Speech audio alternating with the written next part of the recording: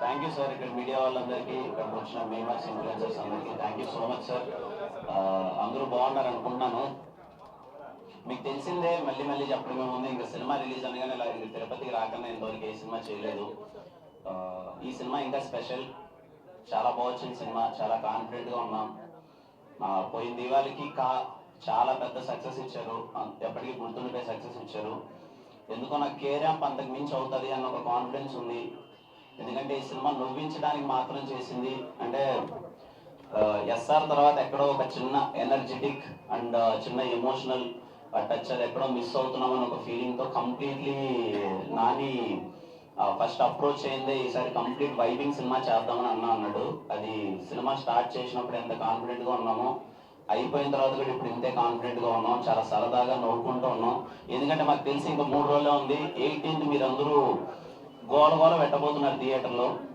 నేను చాలా హానెస్ట్గా చెప్తున్నా, 18th మీరందరూ గోల పెట్టబోతున్నారు థియేటర్లో. ఫ్యామిలీ అందరితో కలిసి థియేటర్కి వెళ్ళండి. సినిమా చాలా అంటే చాలా బాగా వచ్చింది. చాలా గట్టిగా నవ్వుకుంటారు మీరు. ఇప్పటికే రిలీజ్ అయిన టీజర్ కానీ, ట్రైలర్ కానీ, గ్లిమ్స్ కానీ, పాటలు కానీ చాలా మంచి రెస్పాన్స్ ఇచ్చారు. ఇంకంతే అన్న, నేను వెయిటింగ్. చాలా కాన్ఫిడెంట్గా ఉన్నాయి. 18 మీరు అందరూ చాలా బాగా ఎంజాయ్ చేస్తారని. అండ్ అలాగే తిరుపతి ప్రజలందరికీ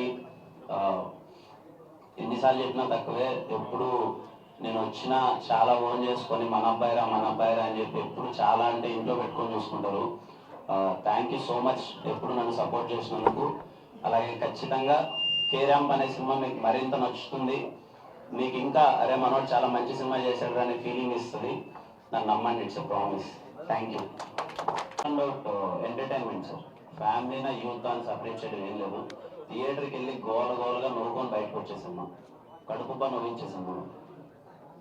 ఖచ్చితంగా మెసేజ్ ఉంటుంది సార్.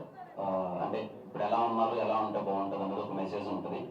మోర్ దెన్ దట్ ప్రాధాన్యత మాత్రం ఎంటర్టైన్మెంట్కి సార్. వయసుకు తగ్గట్టు అర్థం చేసుకోవచ్చు సార్. బట్ అంటే సినిమా కొంచెం ఎందుకు కేర్యాంప్ పెట్టామంటే సార్, కా అన్నది ఓకే పెద్ద హిట్ అయింది, కాలా వెళ్ళింది. ఇంకోటి అప్పుడే నాని వచ్చి అన్న టైటిల్ కేర్యాంప్ పెడదామని అంటే నేనే యాక్చువల్లీ ఎందుకు కేర్యాంప్ ఎందుకు ఇప్పుడు అవసరం మనకి అంటే క్యారెక్టరేషన్ కుమార్ అబ్బవరం అనే క్యారెక్టరేషన్ కంప్లీట్లీ ర్యాంపేజ్ మోడ్లో ఉంటుంది. రేపు మీకు సినిమా చూస్తే అర్థమవుతుంది ఏంట్రా ఈ ఎనర్జీ ఏంటి, అసలు ఎక్కడ డ్రాప్ అవ్వట్లేదు, ఇంత వైబింగ్ ఏంటి, ఎంటర్టైన్మెంట్ ఏంటి అని. అంత ర్యాంపేజ్ మోడ్లో ఉంది కదా, ఇంకా ఆ టైటిల్ పెట్టేందుకు కేర్యాంప్ అని పెట్టేద్దాం. కుమార్ అబ్బవరం కదా పేరు, సో కేర్యాంప్ పెడితే బాగుంటుందని పెట్టాం. కానీ అది డిప్లొమాటిక్ ఆన్సర్ అని కాదు, కానీ బయట ఏమనుకుంటారో తెలుసు. బట్ ఓకే, టైటిల్ ఇంకొంచెం జనాలకి ఈజీగా రీచ్ అవుతుంది ఉత్కన్న ఉద్దేశంతో పెట్టింది. Next Chennai love story already shooting అవుతుంది సార్. అది కాకుండా ఇంకొక 4 ప్రాజెక్ట్స్ ప్రీ ప్రొడక్షన్ స్టేజ్లో ఉంది.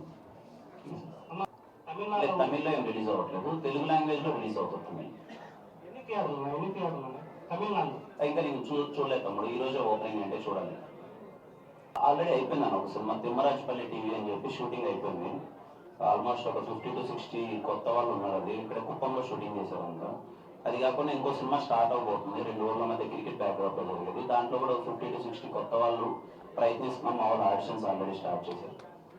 నేను చెప్పాను, ఇంతకుముందుగా చెప్పాను, కా తర్వాత ఒప్పుకున్న సబ్జెక్ట్ కేర్యాంప్. యాక్చువల్గా ప్రాపర్గా చూసుకుంటే కా తర్వాత వచ్చే సినిమా కేర్యాంప్ తర్వాత చెన్నైలో స్టోరీ. అది ఇంతకుముందు చేసిన ప్రాజెక్ట్, అది అప్పుడు రావాల్సి వచ్చింది. ఇంక నేను ఎక్కువ మాట్లాడటం ఏముందన్న, ఇంతకుముందు ఎప్పుడో చెప్పినట్టున్నా కా తర్వాత ఎవ్రీ ప్రాజెక్ట్ ఉంది గుడ్ అని చెప్పి. మీరు రేపు థియేటర్లో చూస్తారు కేర్యాంప్ ఏంటని. లేదు సార్, చాలా సంతోషంగా ఉన్నాను సార్, హ్యాపీగా ఉన్నాను. లేదు సార్, ఈ రోజుకి అయితే చాలా హ్యాపీగా ఉన్నా. ఇంకా గమ్యం అయితే పెద్దదే కానీ యాజ్ ఆఫ్ నౌ చాలా హ్యాపీగా ఉన్నాను. అంటే సాగాలి కదా సార్, అయిపోతే ఈ రోజు హ్యాపీగా ఉన్నా అంటే ఈ రోజు హ్యాపీగా ఉన్నాను అంతే. చేద్దాం సార్, అది డిపెండ్స్ ఆన్ స్క్రిప్ట్. ఇంకా చెయ్యాలని అని అలానే కాదు, ఒకవేళ మంచి రైట్ సబ్జెక్ట్ వస్తే చేద్దాం సార్. చూడకపోతే చాలా మంచిది సార్. అంటే ఇంతకుముందు నేను ఇక్కడ ఇదే తిరుపతి థియేటర్లో మొత్తం సినిమాలు చూసుకుంటూ గ్రూప్ థియేటర్స్ దగ్గర 3 అప్పుడు ఏంటంటే మనకి ఏదైనా సినిమా ఎక్కడైనా మేము హాస్టల్లో చదివేటప్పుడు కానీ ఎక్కడైనా కానీ ఏదైనా చిన్న లీకేజ్ వచ్చి ఇక్కడ మనం చూస్తున్నాం అంటే అప్పుడు చాలా ఎక్సైట్మెంట్తో చూసేసేవాళ్ళం. ఇప్పుడు నేను సినిమాల్లోకి వెళ్ళిన తర్వాత తెలుస్తుంది నొప్పి ఏంటని. అంటే ఒక సినిమా చేసి అది కంప్లీట్ చేసి ప్రమోషన్ చేసుకొని రిలీజ్ చేయడం అన్నది చాలా పెద్ద టాస్క్. మోర్ దెన్ దట్ ఏంటంటే సినిమా నమ్ముకొని సినిమా ఫీల్డ్లోకి వద్దామని వేలాది మంది వస్తున్నారు సార్, కానీ అవకాశం వందల్లోనే ఉంది. ఆ రిమైనింగ్ వాళ్ళకి కూడా అవకాశం రావాలంటే నెంబర్ ఆఫ్ సినిమాలు ఆడి ప్రొడ్యూసర్స్ బాగుండి నెంబర్ ఆఫ్ ఫిల్మ్స్ ప్రొడ్యూస్ అయితే వస్తుంది. ఈ పైరసీ అనేది ఏంటి అంటే హోప్ని కిల్ చేస్తుంది సార్. సరే ఇంకెవరు థియేటర్కి రారు, సినిమా రారు, ఇప్పటికే ఓటీటీ ప్లాట్ఫామ్ ఉంది, దీనివల్ల కూడా ఇంట్లో వచ్చేస్తే సినిమా చూస్తాం, కానీ అందరికి అవకాశాలు తగ్గిపోతాయి. మా సైడ్ నుంచి మేము ఎప్పుడు రిక్వెస్ట్ చేసేది, ప్లీజ్ స్టాప్ పైరసీ. లేదు సార్, బాగా సహకారం ఎందుకు లేదు, బాగుంది. నేను పైరసీ గురించి మాట్లాడినప్పుడు చెప్తున్నాను. మీడియా వాళ్ళందరూ థ్యాంక్స్ అండి మీకు వచ్చినట్టు. తిరుపతి వెరీ స్పెషల్ అది, ఎందుకంటే మాది పక్కనే వెళ్ళారు. అండ్ 2 నెలలకు ఒకసారి తిరుపతి రావాల్సింది, అలా తిరిగాం ఇప్పుడు 10th ఆ టైం అంతా. అండ్ ఏదైతే ఫ్యాన్స్ ఉన్నారో ఇక్కడ చాలా స్ట్రాంగ్ బేస్ ఉంది కెరళానికి. వాళ్ళందరూ ఒక్క సెకండ్లో డిసప్పాయింట్ అవ్వరు. ఇన్నాళ్ళు ఏదైతే మిస్ అయిందో ఆ ఎనర్జీ మొత్తం సినిమాలో ఉంటుంది. ఎక్స్పెక్టేషన్స్ ఏమన్నా ఉన్నా కానీ అన్ని ఫుల్ఫిల్ అవుతాయి. చాలా కాన్ఫిడెంట్గా చెప్తున్నాం, మంచి సినిమా తీసాం. ఫ్యామిలీతో కంపల్సరీ వెళ్ళండి. ఓన్లీ కిరణాపురం గారి స్వాగ్ చూడడానికి రండి, డిసప్పాయింట్ అవ్వరు. అంతవరకు చెప్పగలను. కేఎస్లో సినిమా రిలీజ్ ఉంది, అందరూ ఖచ్చితంగా గట్టిగా ఎంజాయ్ చేసిన నమ్మకంతో. Thank you.